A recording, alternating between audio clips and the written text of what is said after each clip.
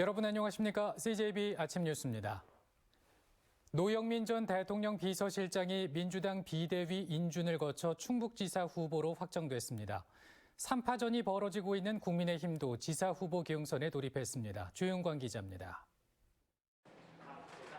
노영민 전 대통령 비서실장이 중앙당 공관위의 단수 추천과 비대위 의결을 거쳐 사실상 충북지사 후보로 확정됐습니다. 당무위원회에서도 무난한 인준이 예상되는 노영민 예비후보는 추가 공약을 발표하며 본선 가도에 속도를 붙였습니다. 1호 공약인 생후 5년간 매달 70만 원씩의 양육수당 지급에 이어 코로나 일상 회복을 위한 전 도민 10만 원 지원을 약속했습니다. 노 후보는 당선되면 야당 도지사가 되지만 성실함으로 극복하겠다며 승리 의지를 다졌습니다. 지방자치 단체에 있어서는 결국은 단체장의 성실함 그리고 절실함, 능력 이런 것이 좌우되지. 다만 박지원 공동 비대위원장의 부적격 후보 발언과 공관위의 단수 추천 보류 사유가 됐던 노 후보의 부동산 문제는 본선에서도 집중 공격 소재가 될 가능성이 높습니다. 저는 지금도 제가 충북 발전을 위해서 정말 적임자다라는 그런 소신에는 변함이 없습니다. 이틀간의 경선에 돌입한 국민의힘 김영환, 박경국, 오재세 예비후보는 지지세 확보를 위한 총력전을 벌이고 있습니다. 경선은 책임당원 4만 3천여 명의 온라인과 ARS 병행투표와 도민 여론조사가 각각 50%씩 반영됩니다.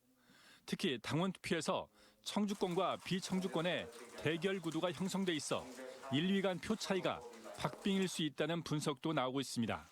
CJB 조윤광입니다. 국민의힘이 결국 단양군수 후보를 경선하기로 입장을 바꿨습니다.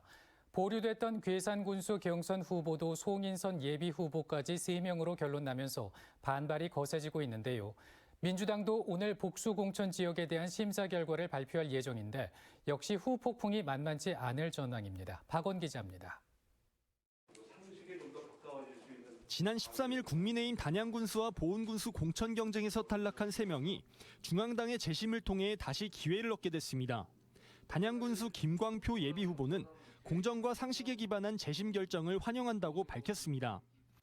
지난 며칠 동안 사실 선거에 집중할 수가 없었습니다. 그런데 심기일전해서 다시 한번 우리 단양 국민들께 변화에 대한 그리고 저의 단양에 대한 비전을 제대로 설명드리고 김문근 예비후보도 경선으로 바꾼 중앙당의 결정에 최선을 다해 선거에 임할 것이라고 다짐했습니다. 우리 국민의 힘을 보여준 좋은 사례라고 생각합니다. 전화위복의 기회로 삼아서 앞으로 더 열심히 노력해가지고 우리 단양 국민 여러분들의 기대에 꼭 부응해 나가겠습니다. 보은군수 경선 명단에서 빠졌던 구관서 예비후보도 구제됐습니다. 지난주 박덕흠, 엄태영, 이종배 의원이 이준석 당대표와 만나 재심을 요구했던 것이 긍정적인 효과를 가져온 것으로 풀이됩니다. 하지만 괴산군수 후보 선출에서는 또다시 불만이 터져 나왔습니다. 보궐선거 포함 3회 낙선 논란이 있던 송인원 예비후보까지 모두 3명의 경선 주자가 확정되자 이준경 후보가 원칙에 맞지 않다고 문제를 제기한 겁니다. 민주당에서는 그제 1차 공천심사 결과가 발표됐습니다. 기초단체장의 경우 단독 신청한 현직 이차영 괴산군수와 송기섭 진천군수, 조병옥 음성군수, 단양 김동진 예비후보 등 4명이 사실상 공천을 받았습니다. 그러나 당장 오늘 복수공천 지역의 공천심사 결과가 발표될 예정인데 민주당이 컷오프 탈락자의 반발을 피할 수 있을지 주목되고 있습니다. CJB 박원입니다. 개헌국민연대는 어제 국회에서 기자회견을 열어 민주당이 새 정부 출범 시기에 국회에 설치기로 한 개헌 정치개혁 특위에 모든 정당이 적극 동참할 것을 촉구했습니다. 개헌국민연대는 민주당에 대해 이번 개헌 추진을 국민의 신뢰를 회복하는 기폭제로 삼아야 하고 국민의힘도 소극적 자세를 버리고 개헌과 정치개혁에 주도적으로 참여하는 집권 여당의 모습을 보여달라고 요구했습니다. 청주시 프로축구단 창단을 위한 운영 지원 협약 체결이 미뤄졌습니다. 이번 협약은 청주시와 충청북도 기업의 운영비 분담 규모를 정하기 위한 것으로 청주시의회 행정문화위원회는 청주FC 모기업의 운영비 분담 규모가 명확치 않다며 협약안에 동의하지 않았습니다. 이에 따라 청주시는 청주FC 모기업의 운영비 규모를 25억 원으로 정확히 명시한 뒤 협약안을 다시 제출할 계획입니다. 오늘 장애인의 날을 맞아 충북 NGO 센터에서는 장애 당사자의 목소리를 듣는 의미 있는 자리가 마련됐습니다. 코로나19 속 어떤 어려움이 있었는지, 이들에게 필요한 진짜 정책은 무엇인지 진솔한 이야기가 쏟아져 나왔는데요.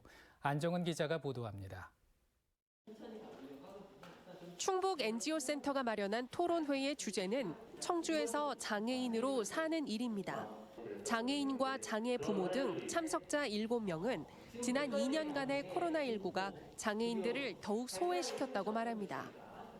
080으로 전화를 못한다고 나가라고 한 적도 많고요. 휴대폰이 없는 걸 어떡합니까? 복지센터에서 증명서를 발급받아서 보여줘도 이들은 장애인을 위한 시설이 있어도 계단이나 턱이 높아 무용지물인 곳이 많다고 꼬집었습니다. 무엇보다 이동권 보장이 절실하다면서 저상버스 확대와 정류장 공사가 필요하다고 지적했습니다. 어디에 하나의 교육을 받기 위해서 이분들을 버스를 2번, 3번씩 갈아타세요. 그럴 때는 꼭 저상버스가 필요해요. 저상버스를 탈 수 있는 버스 정류장의 공간, 버스를 대기하고 버스를 탑승할 수 있는 공간이 저 같은 휠체어 이용자에게는 없거나 정치권을 향해서는 성인기 장애인들이 사회에 보다 잘 적응할 수 있도록 평생 교육을 세분화해달라고도 요구했습니다. 그냥 장애인이라는 이유로 20대, 30대, 40대, 60대 이런 분들이 같이 뒤섞여서 하면 갓 나온 20대 아이들은 적응을 못해요. 그래서 좀 더 세민화돼서 장애인 당사자들의 목소리는 오는 6월 지방선거 자치단체장 후보들의 장애인 정책에 담길 수 있도록 전달될 예정입니다. CJB 안정은입니다. 이번 토론회와 얼마 전 서울 지하철 시위에서도 알 수 있듯이 장애인들이 지금 가장 절박하게 요구하고 있는 건 바로 이동권입니다. 과연 현실이 어떤지 진기훈 기자가 동행 취재했습니다. 뇌병변 장애인인 이문호 씨의 외출은 시작부터 난관입니다. 버스 정류장을 가기 위한 건널목은 경사로가 없어서 안전봉을 돌아야 하고 정류장도 비좁아 버스를 타려면 앞뒤로 여러 번 오가야 합니다. 여기는 지금 앞쪽을 겨우 튀어놨기 때문에 여기다가 뒷문을 맞추다 보면은 비장애인들이 앞으로 울타리 앞으로 지금 문이 열리니까 탈 수가 없어서 서로 불편하게 되고 휠체어를 이용할 수 있는 저상버스도 턱없이 부족해 많게는 1시간 넘게 기다려야 합니다. 차 간격이 길고 노선이 짧고 거의 이제 부족하다 보니까 가서 갈아타고 어디를 간다는 건 거의 불가능하고요. 도내 저상버스는 총 133대로 전체 버스의 15% 정도입니다. 가장 많은 청주도 저상버스 비율이 25% 수준이고 충주와 제천은 2세대에 그칩니다. 군 지역은 옥천과 진천, 음성에 1대씩 있을 뿐 나머지 지역은 아예 없습니다. 급할 때 이용하는 장애인 콜택시도 호출이 여간 어려운 게 아닙니다.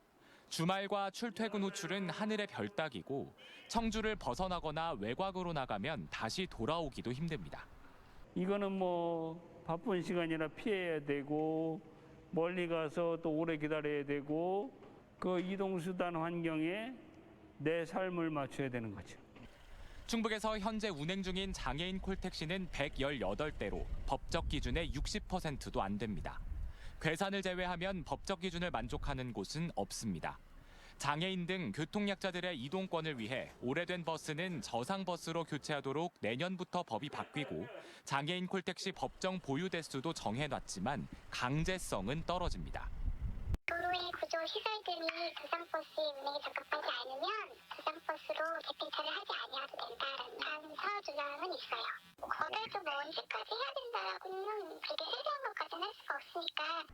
생존권만큼이나 기본적인 권리인 장애인들의 이동권 보장은 아직도 갈 길이 멉니다. CJB 진기훈입니다.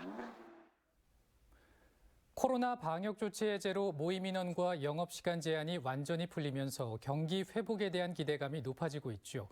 하지만 업종에 따라 상황이 달라서 코로나 충격을 벗어나는 데 차이가 있을 것으로 예상됩니다. 장원석 기자입니다. 코로나19 방역 조치 이후 매출이 크게 감소한 청주의 한 나들 가게입니다. 인근 음식점 손님과 주변 1인 가구 소비가 크게 줄면서 수입이 급감했습니다. 하지만 시민들의 일상이 회복되면서 반토막난 매출의 상승을 기대하고 있습니다. 거리두기가 해제됨으로써 우리 매출이 올라가고 또한 우리 손님들이 많이 찾아주실 거로 기대됩니다. 소매 유통업 경기 전망 지수도 청신호를 나타냈습니다. 지난해 말과 올해 초 하향세를 그리던 소매 유통업 경기 전망 지수가 이달 들어 상승세로 전환됐기 때문입니다. 특히 슈퍼마켓과 편의점 등 동네 상권에 대한 경기 회복 기대감이 가장 높은 것으로 나타났습니다. 반면 온라인 쇼핑 등 비대면 판매는 하향세 전망이 앞섰습니다. 지역 상인들은 아직은 경기 회복 신호가 특정 업종과 장소에만 나타나고 있다고 말합니다. 딱 그 핵심 상권만 장사가 잘 되는데 거기만 사람들이 몰리다 보니까, 왜냐하면 나머지들은 다 폐업을 해버리고 이 매장 밀집된 공간에 들어오는 걸 굉장히 좀 꺼려하시고. 개점 휴업 상태였던 도내 관광업계도 리오프닝 수혜에서 비껴났습니다. 해외 각국의 방역 지침이 제각각인데다 청주공항의 국외 하늘길도 아직은 막혀 있기 때문입니다. 국토부 계획에 따르면은 올 하반기에 이제 50% 정도 풀겠다는 건데 좀 더 완벽한 방역 해제 대책이 필요하다고 생각합니다. 경기 회복 기대감은 높아지고 있지만 업종 전반이 활력을 되찾기까지는 상당한 시간이 걸릴 것으로 보입니다. CJB 장원석입니다. 충청북도는 중부 내륙을 관통하는 영동-진천 고속도로망 구축과 연계한 지역개발 밑그림을 만들기 위해 충북연구원을 통해 올 연말까지 연구 용역을 추진한다고 밝혔습니다. 이번 연구 용역은 예비 타당성 조사의 논리적 근거로 활용되며 영동-진천 고속도로와 연계한 도내 중남부 지역개발 종합 마스터 플랜과 특화 발전 전략이 담길 예정입니다. 민주당 이모선 의원은 경찰 공제회 설립 목적에 순직하거나 공상을 인정받은 경찰 공무원에 대한 지원 사업을 명시한 경찰 공제회법 개정안을 발의했다고 밝혔습니다. 개정안은 국가와 지자체가 경찰 공제회에 지원하는 보조금을 통해 순직 공상 경찰 가족에 대한 지원 사업과 공제회 회원 자녀에 대한 장학 사업을 실시할 수 있도록 했습니다. 충주시는 개인 택시 면허의 원활한 양도 양수를 위해 관내 거주 기간을 2년에서 1년으로 완화했다고 밝혔습니다. 이에 따라 5년 무사고 운전 경력에 교통안전교육을 이수한 사람은 1년 이상 관내에 주민등록을 두었으면 개인 택시 면허를 양수할 수 있게 됐습니다. 청주시와 SK하이닉스가 청주를 리디자인하라를 주제로 오는 6월 60초 영상 공모전을 개최합니다. 올해로 두 번째로 열리는 60초 영상 공모전은 청주의 역사와 문화, 첨단 기술을 소재로 영상교육과 수상작 상영회 등을 개최할 예정이며 청주시 SNS와 축제장, 버스 정류장 안내 디스플레이 등에서 상영할 계획입니다. 장애인의 날을 보내드린 CJB 아침 뉴스를 마칩니다. 고맙습니다.